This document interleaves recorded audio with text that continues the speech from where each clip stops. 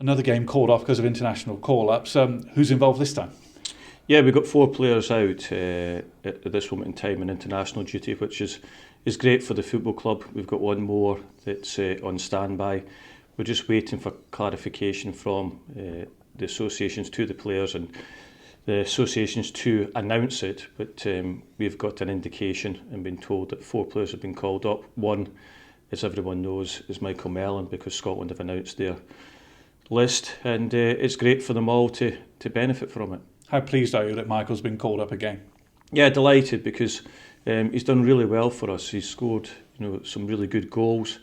He went with them the last time to Spain. He trained with them, and Scott Gemmell was impressed. But as I spoke about before, Doak from Liverpool, who's playing in the first team at times, is ahead of him, and it shows that he's thought of, and that's a positive. You said it's a positive for the club having all these call-ups. Is there not a negative, low, in that you lose momentum when these games are called off? Well, it's a bit of both. I always think that it's great for a football club that has got young players in international football, and Morecambe is not a football club that's renowned for that. What we've done is we've taken in a group of players that possibly 5 are going to get international recognition.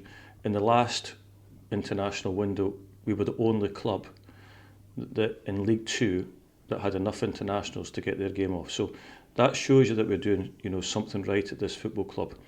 When I came to this football club, we were season tickets of 650. Now we've got over 2,500 season tickets. We were fighting to stay in the Football League. We've got promoted to League One. We've been to the likes of Chelsea. We've been to Wimbledon. So in that time, the revenues have really increased, since I've come in. And what has happened is we're moving the football club on year.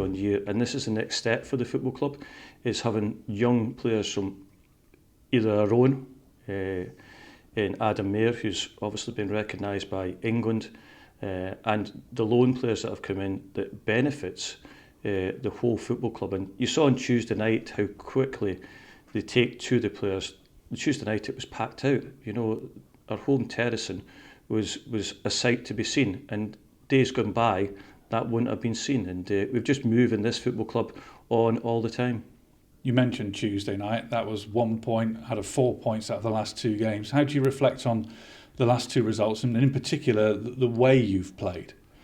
Yeah, I mean, we've played a lot of good football, but we've done that for the majority of the season. I can only think in one game that it didn't happen, and that was Mansfield away. Other than that, we've been very competitive, and people are talking how well we're playing, and we've got a lot of good technical players, but players that understand the game as well.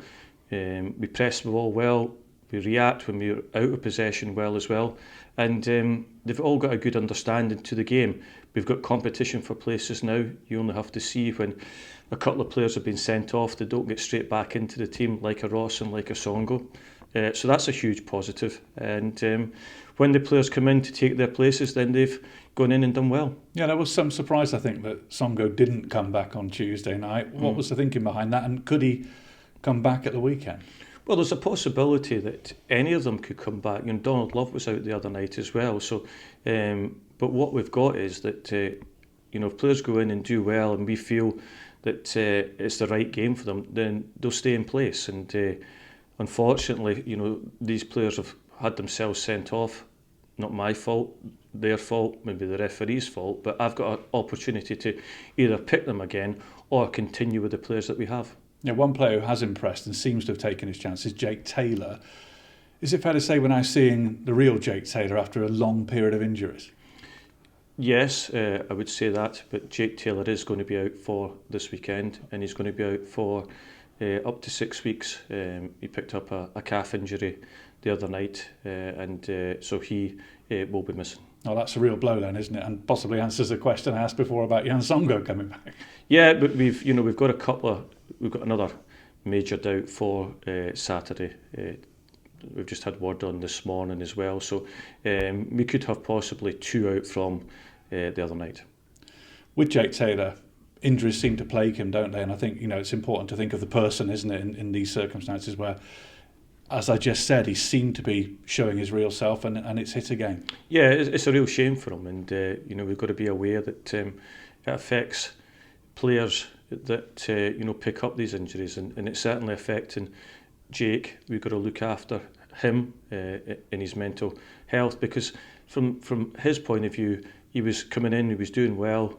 I obviously like him as a player and would like to start him every week, but unfortunately, he's picked up this injury.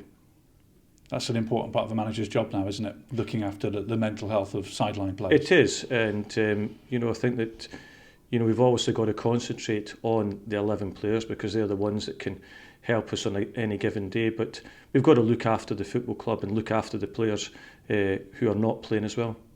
So, moving on to Colchester, at the wrong end of the table, but they've had a couple of really good results, notably the victory over Notts County recently. Yeah, a really good performance at home against Notts County, and they've obviously gone away midweek, a difficult venue to go to in Newport, and lost.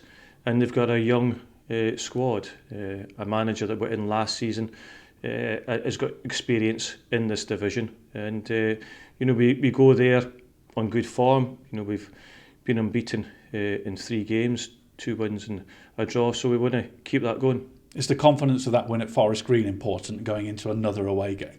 Yes, I think that taking that winning feeling, taking that positive feel, to try and go away from home, get a win, and move further up the table. You talked last week about your plan for the championship in the future. Isn't the elephant in the room there the ownership issue? And until that gets resolved, any long-term thinking is really difficult?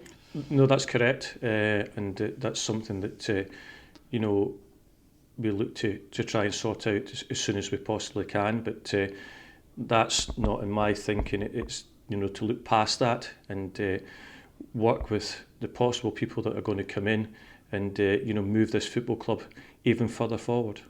Possible people coming in? Can I push you on that? Yeah, I mean, we're looking, obviously, the owner, the board of directors are looking to try and get a buyer for the club, and we know that there's interested parties that are still looking to buy it, and but there's other people as well that from afar that are looking to have a project and to move an English football club further forward.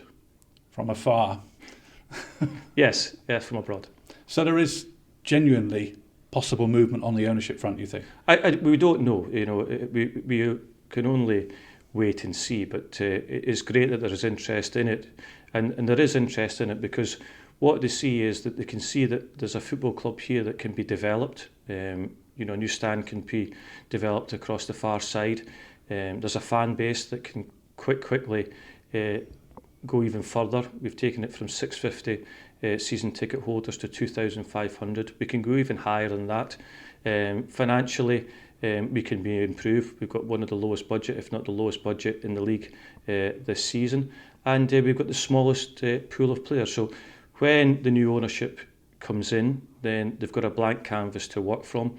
There's a project in place to take this club from League 2 to League 1 to the Championship. So these potential new owners, are they new names we've not heard of before, not in the public domain? Yes. It sounds like you're quite positive about this now. Yeah, we've got to be, I think that we've got to be positive and try and move the football club, further forward. And I think that this is an excellent football club to do that. It's in a great area in the country, and, have always been looked at as a small football club, but we can quite quickly move that from a small football club into a moderate football club in this area and push on. And with the right people coming in, with the right investment in the right areas, then we can see a really good future for Morecambe. I know you're a manager and not totally concerned with ownership issues, not directly involved, but do you think there's a timescale on this? There could be movement soon? I'm not sure about that, but it has to be done in the near term, because we can't move forward without that happening. The owner knows that, and the owner has put the club up for sale. The board of directors know that, and I'm only the manager at this moment in time, and that's all I can do is try and do well in the footballing front to take us forward. I think a lot of fans were excited when you talked about your vision for the Championship. Were those comments as a result of this potential new owner being in the frame? Yes. So it was deliberately sort of marketing the club and marketing the potential and making it very clear? Well, it's quite easy for MD to come in and look at what the potential is. There's a great potential for this football club.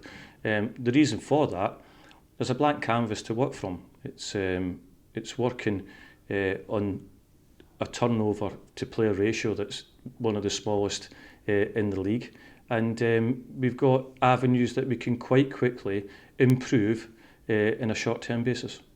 So when do you think we'll hear something? I couldn't tell you. I couldn't put a time scale on it, but I think that it has to be done within a 6-month period. Get money for your old phone. Mazuma